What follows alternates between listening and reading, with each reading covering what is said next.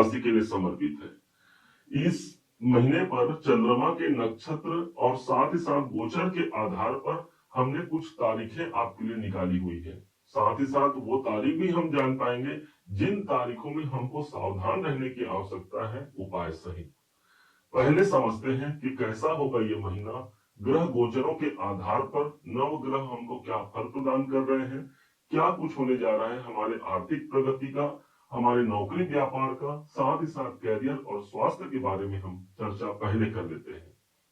सबसे पहले जानते हैं आपके अपने स्वास्थ्य के विषय में।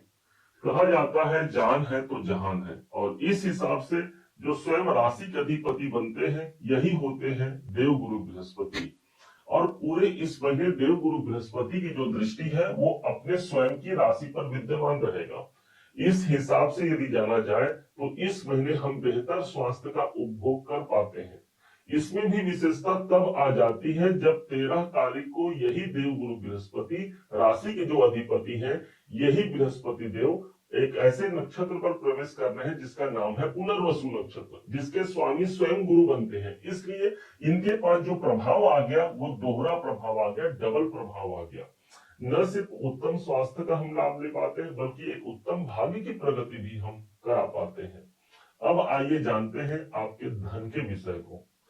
धन भाव के स्वामी बनते हैं शनि देव, और शनि इस समय पर वक्री अवस्था पर चल रहे हैं, ठीक चतुर्थ भाव पर। तो इस समय पर हम प्रॉपर्टी से जुड़े हुए धन की प्राप्ति करना चाहते हैं तो कर सकते हैं, या फिर कोई प्रॉपर्टी संबंधी काम हमारा अधूरा है वो काम को आगे बढ़ाने के लिए शनि देव यहाँ पर मुहर प्रदान करते हैं। शनिदेव वक्री अवस्था पर जब यहाँ पर प्रवेश कर रहे हैं, अर्थात एक ऐसा समय है जहां पर कुछ हमने धन को लेकर के हमने काम किया है वो रुका हुआ है, वो पैसा इस समय पर रिकवरी होने की संभावना प्रबल हो जाती है। अब आइए समझते हैं पंचम भाव, जो कि आपके शिक्षा, आपके डिसीजन को इस समय पर कैसा बनाएगा। इस महीने पर स्वामी बनते हैं मंगल, और मंगल बैठे हैं दसम भाव पर। इस समय पर कैरियर को लेकर के महत्वपूर्ण डिसीजन सामने आ सकता है। पंचम भाव हमारे शिक्षा का होता है, हमारे टैलेंट ज्ञान का होता है। इस समय पर हम अपने कार्य क्षेत्र को लेकर के कुछ नॉलेज, कुछ शिक्षा हम ज्यादा अर्जित करने जा रहे हैं। पूरे इस महीने मंगल ठीक दसम भाव पर उपस्थित रहेंगे, क्योंकि विद्यार्थियों के लिए भी जो शिक्षा प्राप्त कर रहे हैं उनके लिए भी वो अपनी शिक्षा पर ज्यादा फोकस लगा पाते हैं। मंगल को हम एनर्जी कहते हैं, अर्थात हमारी एनर्जी इस समय पर शिक्षा और कैरियर के लिए सबसे ज्यादा प्रभावी रहेगा। अब आइए जानते हैं आपके नौकरी के विषय को, कैसा होगा हमारा नौकरी जॉब का समय। स्वामी बनते हैं शुक्राचार्य, और शुक्र देव इस समय पर मौजूद रहेंगे सप्तम भाव पर। जब छठे और सातवें का कॉम्बिनेशन बन जाए, मतलब अपने से एक घर आगे चले गया ग्रह, इसलिए शुक्र देव इस समय पर कोई मित्रों के माध्यम से, आपके जीवन साथी या जीवन संगिनी के माध्यम से, या फिर किसी ऐसे व्यक्ति के माध्यम से हमारा नौकरी इस समय पर मजबूती की अवस्था पर जाएगा जिसका पहले से हमने निर्धारण कर रखा था। अब यहाँ पर छठे भाव के स्वामी का सप्तम भाव पर जाना, कोई ऐसी मानसिकता भी हमारे अंदर आ सकती है कि हम जॉब से अब स्विच करके पहुंच जाए बिजनेस की ओर, क्योंकि सप्तम भाव बिजनेस है। हमारा माइंड इस समय पर बिजनेस माइंड ज्यादा रहने वाला है, नौकरी की स्थिति अच्छी रहेगी।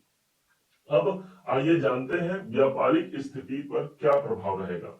व्यापार भाव पर तो शुक्र स्वयं बैठे हैं, 3 नंबर की राशि पर है, अपने मित्र की राशि पर है, और ऊपर से देवगुरु बृहस्पति का योग भी हमको सप्तम भाव पर देखने को मिलेगा।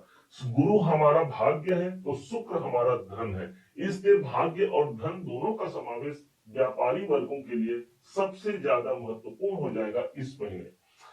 जैसे ही एक तारीख आता है 20 तारीख को शुक्र देव एक अपने घर से एक घर आगे प्रवेश कर जाएंगे। इसलिए व्यापार को लेकर कोई महत्वपूर्ण डिसीजन लेना है तो 20 तारीख तक का समय ज्यादा मजबूत रहेगा। अब आइए जानते हैं भाग्य की स्थिति कैसी रहेगी। भाग्येश बनते हैं सूर्यदेव। 16 अगस्त का डेट है जिस दिन सूर्यदेव अपने अष्टम भाव को छोड़ करके एक घर आगे प्रवेश कर जाएंगे अपने खुद की राशि पर, और यहाँ पर सूर्यदेव अपने घर को कभी हानि होने नहीं देंगे। अर्थात भाग्य हमारा सपोर्ट करता है, हमारा समर्थन करता है, हम अपने कार्य को करते हैं और यहाँ पर ईश्वरीय कृपा हमको प्राप्त होती है, क्योंकि नवम भाव ही ईश्वर की कृपा है। ऑलरेडी यहाँ पर केतु बैठे हैं। केतु एक तरफ से हम कहते हैं ना मुक्ति का ग्रह, एक तरफ से हम कहते हैं केतु हमको स्पिरिचुअल बनाता है, आध्यात्मिक बनाता है, और स्वयं धर्म त्रिकोण के स्थान पर है। इसलिए ये महीना हमको आध्यात्मिक प्रगति देगा, ईश्वर की प्राप्ति के लिए भी या भाग्य उन्नति के लिए ये महीना हमारा सर्वश्रेष्ठ महीना कायम होने जा रहा है, विशेष तौर पर 16 तारीख के बाद। अब कैरियर की स्थिति, कैरियर भाव पर मंगल जैसा ग्रह विद्यमान है। मंगल को हम एनर्जी कहते हैं, और वही एनर्जी हम अपने काम धंधे पर लगा पाएंगे। स्वामी बनते हैं बुध देव, दशमेश जो बनेंगे। बुध की स्थिति अभी अष्टम भाव पर बुध चल रहे हैं। विशेष बात हो गई कि बुध वक्री अवस्था से मार्गी अवस्था पर भी 11 तारीख को आ रहे हैं। इसलिए अचानक से 11 तारीख के बाद, क्योंकि अष्टम भाव अचानक से कार्यों को पूरा करता है, कोई काम हमारे कैरियर को लेकर के रुका हुआ है तो 11 तारीख के बाद सहसा वो कार्य पूरा हो सकता है, उस कार्य पर मुहर भी लग सकता है। अब आइए जानते हैं कौन सी वो तारीखें हैं धनु राशि के लिए जो महत्वपूर्ण होंगी इस महीने 2025 के अगस्त में। शुभ तारीखें होंगी 1 अगस्त, 2, 6, 7, 10, 11, 27, 28 और 29 तारीख हमारे लिए महत्वपूर्ण तारीखें इस महीने होंगी। इस तारीखों को कोई नवीन कार्य किया जा सकता है, कोई गुड न्यूज इस तारीख को मिल सकता है, कोई ऐसे समस्या का समाधान इस तारीख को हो सकता है जिसकी हमने कल्पना की थी।